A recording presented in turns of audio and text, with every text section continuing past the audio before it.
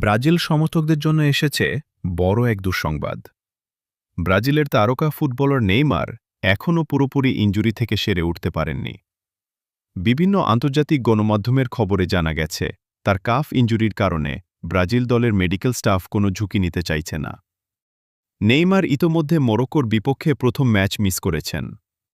সর্বশেষ তথ্য অনুযায়ী তিনি ব্রাজিলের পরবর্তী দুই গ্রুপ ম্যাচ হাইতি এবং স্কটল্যান্ডের বিপক্ষেও মাঠে নামতে পারবেন না বলে জোরালো সম্ভাবনা দেখা দিয়েছে। যদিও সম্প্রতি নেইমার অনুশীলন মাঠে হালকা ট্রেনিং শুরু করেছেন, তবুও তিনি এখনও দলের সঙ্গে পূর্ণাঙ্গ অনুশীলনে যোগ দেননি। তাই তাকে দ্রুত মাঠে ফেরানোর কোনো পরিকল্পনা নেই ব্রাজিল কোচিং স্টাফের। ব্রাজিল কোচ কার্লো অ্যানসেলোটি জানিয়েছেন, নেইমারের সুস্থতাই এখন সবচেয়ে গুরুত্বপূর্ণ বিষয়।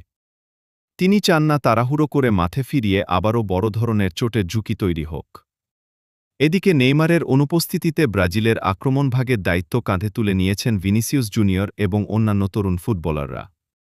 সমর্থকদের আশা, নকআউট পর্বে ব্রাজিল যদি জায়গা নিশ্চিত করতে পারে, তাহলে সেখানেই হয়তো দেখা যেতে পারে নেইমারের প্রত্যাবর্তন। নেইমারের সর্বশেষ ইনজুরি আপডেট এবং বিশ্বকাপের সব খবর সবার আগে জানতে আমাদের চ্যানেলটি সাবস্ক্রাইব করতে ভুলবেন না।